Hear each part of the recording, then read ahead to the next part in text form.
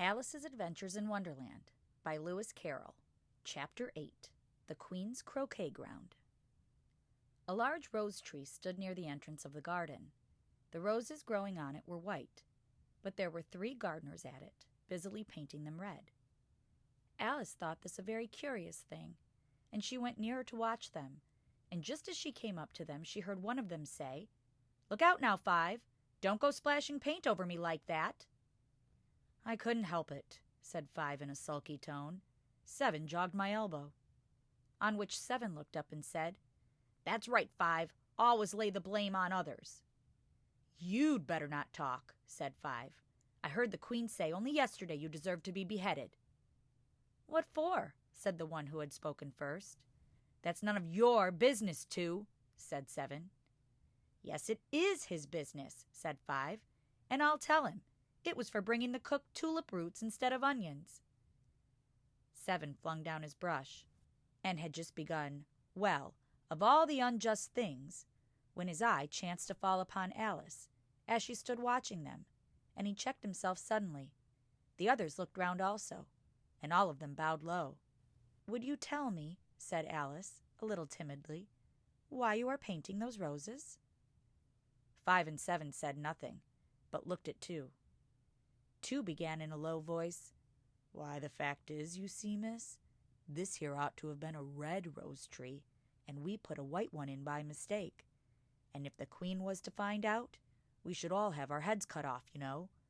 So you see, miss, we're doing our best, afore she comes to—" At this moment 5, who had been anxiously looking across the garden, called out, "The Queen! The Queen!"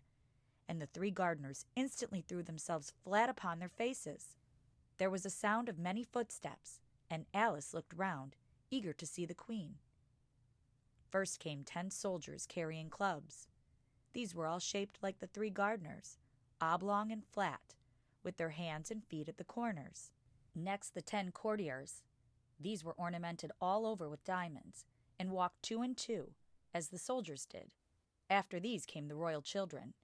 There were 10 of them, and the little dears came jumping merrily along hand in hand, in couples.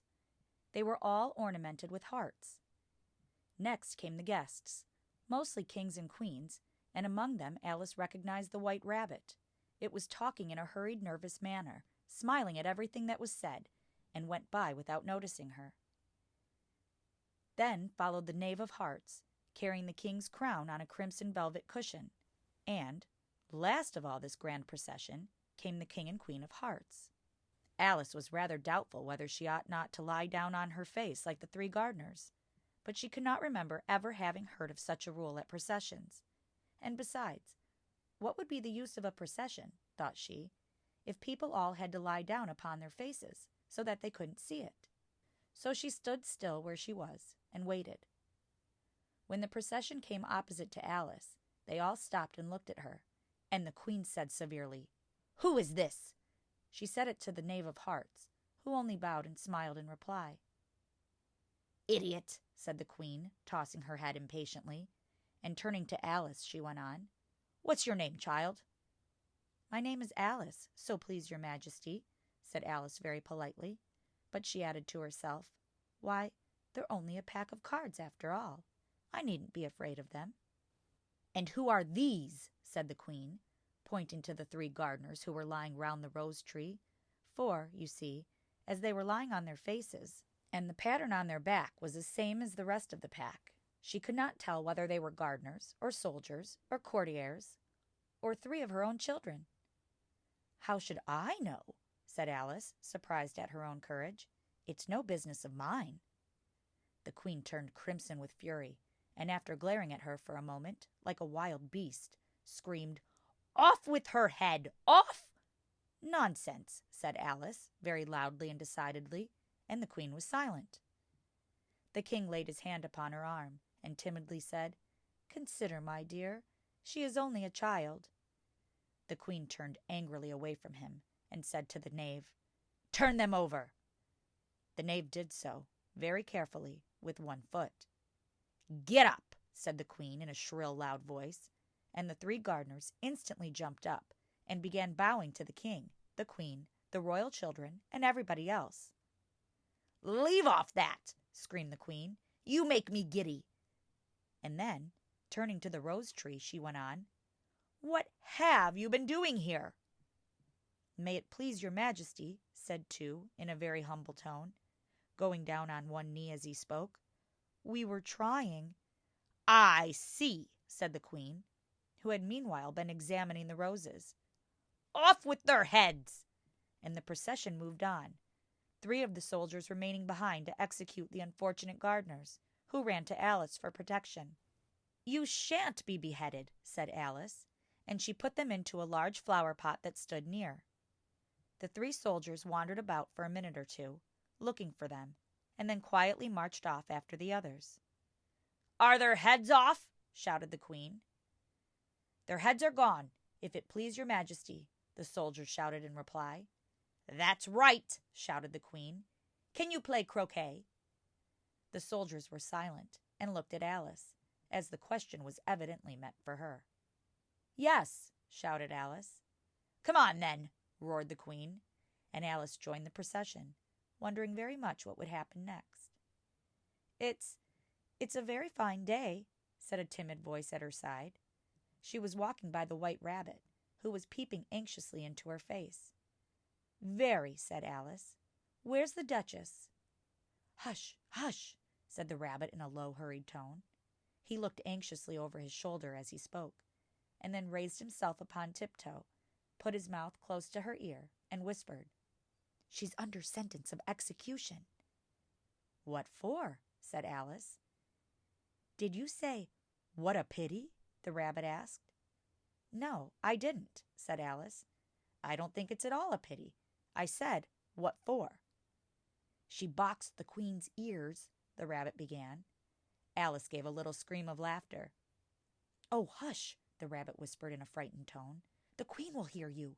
You see, she came rather late, and the queen said—" "Get to your places!" shouted the queen in a voice of thunder, and people began running about in all directions, tumbling up against each other. However, they got settled down in a minute or two, and the game began. Alice thought she had never seen such a curious croquet ground in all her life. It was all ridges and furrows. The balls were live hedgehogs, the mallets live flamingos, and the soldiers had to double themselves up and to stand on their hands and feet to make the arches. The chief difficulty Alice found at first was in managing her flamingo. She succeeded in getting its body tucked away, comfortably enough, under her arm, with its legs hanging down, but generally, just as she had got its neck nicely straightened out, and was going to give the hedgehog a blow with its head, it would twist itself round and look up in her face, with such a puzzled expression that she could not help bursting out laughing. And when she had got its head down, and was going to begin again, it was very provoking to find that the hedgehog had unrolled itself, and was in the act of crawling away. Besides all this, there was generally a ridge of furrow in the way wherever she wanted to send the hedgehog to, and as the doubled-up soldiers were always getting up and walking off to the other parts of the ground, Alice soon came to the conclusion that it was a very difficult game indeed. The players all played at once without waiting for turns, quarreling all the while, and fighting for the hedgehogs. And in a very short time the queen was in a furious passion, and went stamping about, and shouting, "Off with his head!" or "Off with her head!" about once in a minute. Alice began to feel very uneasy. To be sure, she had not as yet had any dispute with the queen, but she knew that it might happen at any minute, and then, thought she, what would become of me? They're dreadfully fond of beheading people here. The great wonder is that there's anyone left alive. She was looking about for some way of escape, and wondering whether she could get away without being seen, when she noticed a curious appearance in the air. It puzzled her very much at first, but after watching it a minute or two, she made it out to be a grin, and she said to herself, "It's the Cheshire Cat. Now I shall have somebody to talk to." "How are you getting on?" said the cat, as soon as there was mouth enough for it to speak with. Alice waited till the eyes appeared, and then nodded. "It's no use speaking to it," she thought, "till its ears have come, or at least one of them." In another minute the whole head appeared, and then Alice put down her flamingo, and began an account of the game, feeling very glad that she had someone to listen to her. The cat seemed to think that there was enough of it now in sight, and no more of it appeared. "I don't think they play it all fairly," Alice began, in a rather complaining tone. "And they all quarrel so dreadfully one can't hear oneself speak. And they don't seem to have any rules in particular. At least, if there are, nobody attends to them. And you've no idea how confusing it is, all the things being alive. For instance, there's the arch I've got to go through next, walking about at the other end of the ground, and I should have croqueted the Queen's hedgehog just now, only it ran away when it saw mine coming." "How do you like the Queen?" said the cat in a low voice. "Not at all," said Alice. "She's so extremely—" Just then she noticed that the Queen was close behind her, listening. So she went on, "Likely to win, that it's hardly worth while finishing the game." The Queen smiled and passed on. "Who are you talking to?" said the King, coming up to Alice and looking at the cat's head with great curiosity. "It's a friend of mine, a Cheshire cat," said Alice. "Allow me to introduce it." "I don't like the look of it at all," said the King. "However, it may kiss my hand if it likes."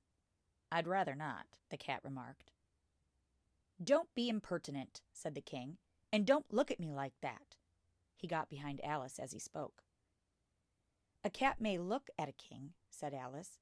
"I've read that in some book, but I don't remember where." "Well, it must be removed," said the King very decidedly, and he called to the Queen, who was passing at the moment, "My dear, I wish you would have this cat removed." The Queen had only one way of settling all difficulties, great or small. "Off with his head," she said, without even looking round. "I'll fetch the executioner myself," said the King eagerly, and he hurried off. Alice thought she might as well go back and see how the game was going on, as she heard the Queen's voice in the distance, screaming with passion. She had already heard her sentence 3 of the players to be executed for having missed their turns, and she did not like the look of things at all, as the game was in such confusion that she never knew whether it was her turn or not. So she went in search of her hedgehog. The hedgehog was engaged in a fight with another hedgehog, which seemed to Alice an excellent opportunity for croqueting one of them with the other. The only difficulty was that her flamingo was gone across to the other side of the garden, where Alice could see it trying in a helpless sort of way to fly up into a tree. By the time she had caught the flamingo and brought it back, the fight was over, and both the hedgehogs were out of sight. But it doesn't matter much, thought Alice, as all the arches are gone from this side of the ground. So she tucked it away under her arm, that it might not escape again, and went back for a little more conversation with her friend. When she got back to the Cheshire Cat, she was surprised to find quite a large crowd collected round it. There was a dispute going on between the executioner, the King, and the Queen, who were all talking at once, while all the rest were quite silent, and looked very uncomfortable. The moment Alice appeared, she was appealed to by all 3 to settle the question, and they repeated their arguments to her, though, as they all spoke at once, she found it very hard indeed to make out exactly what they said. The executioner's argument was that you couldn't cut off a head unless there was a body to cut it off from, that he had never had to do such a thing before, and he wasn't going to begin at his time of life. The King's argument was that anything that had a head could be beheaded, and that you weren't to talk nonsense. The Queen's argument was that if something wasn't done about it in less than no time, she'd have everybody executed, all round. It was this last remark that had made the whole party look so grave and anxious.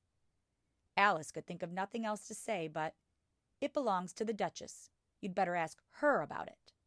"She's in prison," the Queen said to the executioner. "Fetch her here." And the executioner went off like an arrow.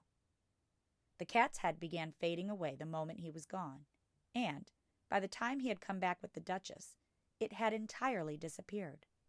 So the King and the executioner ran wildly up and down looking for it, while the rest of the party went back to the game.